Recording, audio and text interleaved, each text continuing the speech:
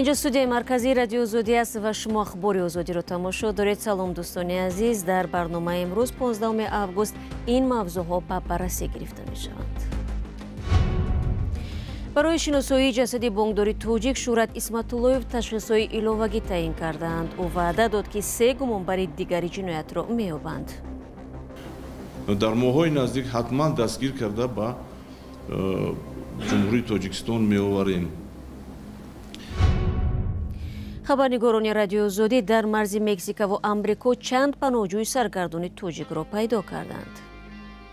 تمام پولم برای مهمانخانه تمام شد. پول برای خوردن ندارم. عموما پول ندارم. قرضداری کارخانه بزرگ بافندگی در شهر دنغره از پول برق، در حالی که این کارخانه مشترک از همه نمودهای انداز نیز آزاد است. یوسف رحمان داستانی کل تاجیکستان تصدیق کرد که عبدالخلیل خالقزاده مدیر بیمارستان ابن سینا دستگیر شده به برانگیختن کینه و عداوت ملی و محلگرایی متهم می شود. یوسف رحمان روز 15 آگوست در نشست خبری گفت خالقزاده را شخصاً با امر او دستگیر کردند، زیرا این صاحبکار در یک کتابش به قول دادستان به تحقیر ملت تاجیک و محلگرایی راه داده است. علیشیر ظریفی میگوید یوسف رحمان در نشست خبری همچنین درباره پیدا کردن جسد بانکداری تاجیک شهرت اسمت‌اللویف جزئیات داد. جسد شهرت اسمت‌اللوزاده معاون رئیس آریان بانک را بیش از 1.5 ماه پس از ناپدید شدن او پیدا کردند. یوسف رحمان دادستان کل تاجیکستان در نشست خبری این نهاد پیدا و شناسایی شدن جسد اسمت‌اللوزاده را تصدیق کرد. از پنجاکن از یک جزیره‌چه بین دریا از نزدیکی محل سرازم 2 روز پیش جسد اسمت‌اللوزاده شهرت یافته شد. دکتری دندان تصدیق کرد که دندان‌هایی که در این آدم در جسد هستند، این دندان‌ها را او با اسمت‌اللوزاده شهرت 3 دندان علی خصوص مانده است. دادستان کل گفت برای شناسایی دقیق‌تر جسد اسمت‌اللوزاده تشخیص‌های دیگر تعیین شده است و در روزهای نزدیک پس از انجام تشخیص‌ها معلومات بیشتر ارائه خواهد شد. در رابطه با قتل شهرت اسمت‌اللوزاده پرونده جنایی علیه 16 نفر باز شده است که تا کنون 13 نفری آنها دستگیر شدند. 3 نفری که دیگر که ماندند در خارج هستند، ما آنها را در روزهای نزدیک در ماه‌های نزدیک حتما دستگیر کرده با جمهوری تاجیکستان می‌آوریم.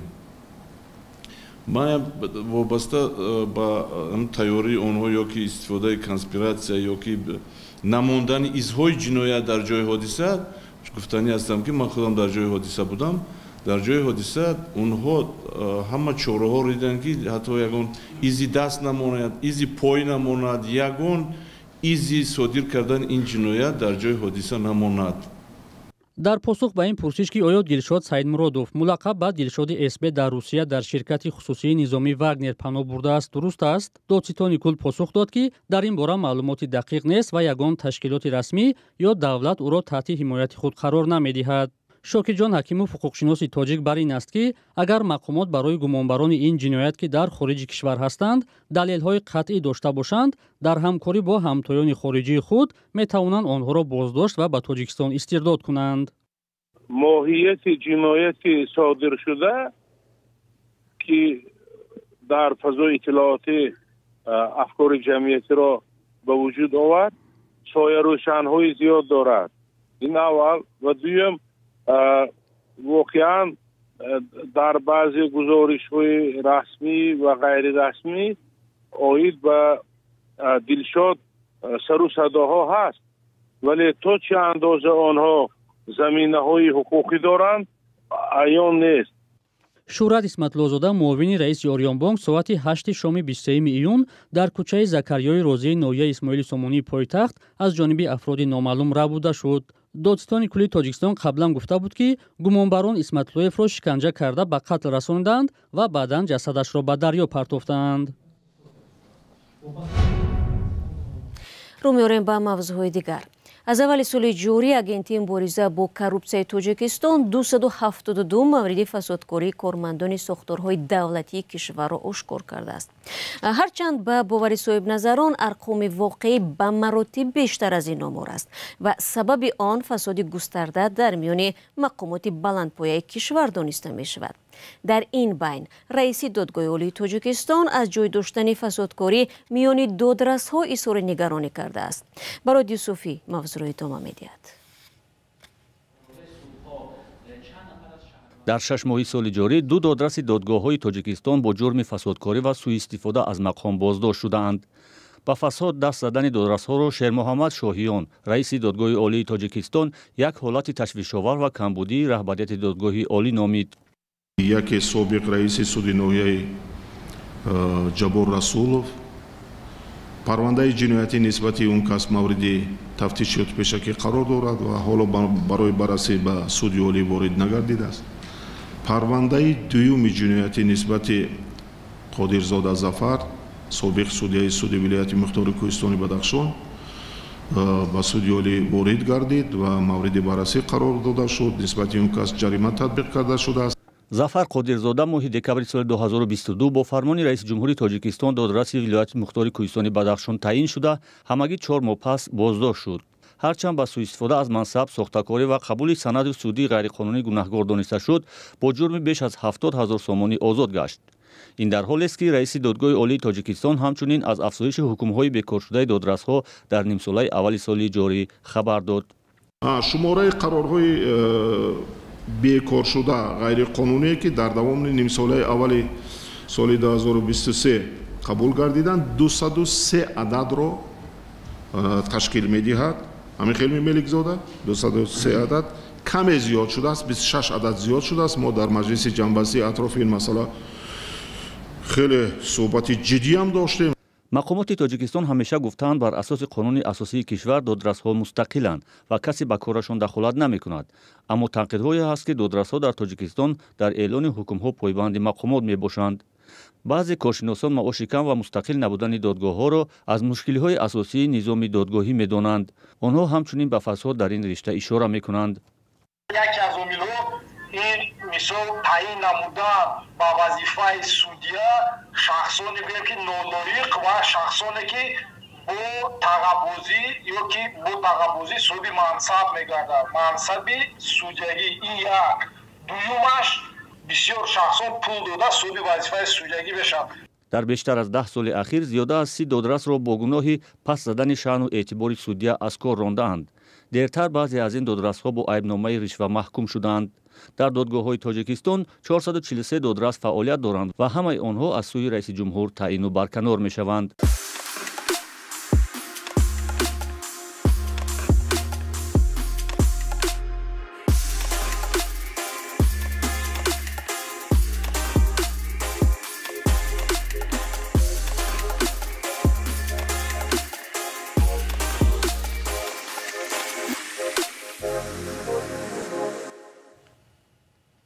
шумо барномаи ахбори радиои озодиро тамошо доред. мақомоти мексика мегӯянд теъдоди паноҳҷӯёни тоҷик ва дигар кишварҳои осиёи марказӣ ки аз тариқи ин кишвар ба амрико мераванд сол ба сол зиёд мешавад. хабарнигорони садои амрико ва радиои озодӣ ҳам дар воқеъ чанде аз муҳоҷирони гоҳо саргардони тоҷикро дар сарҳади мексикаву амрико бо чашми худ диданд ва гузоришеро дар ин бора ҳамкорам Тоҳири Сафар тақдим мекунад. дар ин гӯшаи мексика ҷавонони тоҷик ҳам ҳастанд ки мехоҳанд худро ба амрико бирасонанд. ман мехоҳам ба амрико равам. теъдоди паноҳҷӯён аз кишварҳои собиқи шӯравӣ инҷо зиёдтар мешавад. ба гуфтаи ҳукумати мексика шумораи муҳоҷирон аз тоҷикистону қирғизистон ва қазоқистону ӯзбекистон аз соли 2021 то соли 2022 ду баробар афзудааст. уланбек асаналиев хабарнигори радиои озодӣ роҳу сабабҳои муҳоҷирати онҳоро таҳқиқ кард. онҳо гоҳе ба ҷинояткорону қочоқбарон рӯ меоранд. ба гуфтаи уланбек бисёре аз паноҳҷӯён шаҳрвандии русияро доранд ва аз бими фиристоданашон ба ҷанги Украина аз он кишвар гурехтаанд. бештар аз 1 миллион нафар қирғизистонӣ дар Русия муҳоҷири корӣ ҳастанд, мисли мардуми Ӯзбекистону Тоҷикистон. баъд аз оғози ҷанги Украина вазъ дигар шуд. бисёре аз ин муҳоҷирон ба шаҳрҳои марзии Тихуана ва Рейноса меоянд. Карлос Ортиз шаҳрдори Рейноса аст. бисёре аз одамон аз Украина, Қазоқистон, Тоҷикистон ва дигар кишварҳо از مرز اینجا میگذرند. مهاجرت آنها همچنان می‌افزاید. بسیاری ها پیش از آمدن به مرز در شهرهای مکسیکو و کانکون جای میگیرند، اما اکثریت پناهجویان از کشورهای سابق شوروی به اردوگاه‌های پناهجویان نمی آمدند. پناهجویان از آسیا، روسیه و قزاقستان و این منطقه ها در مهمانخانه ها می ایستند. پول بسیاری ها هم تا اینجا آمدن تمام می شود. فیاض که امیدوار است در امریکا پناهنده شود میگوید به مکزیک در مدت 4 ماه رسید. تمام پولم برای مهمانخانه تمام شد.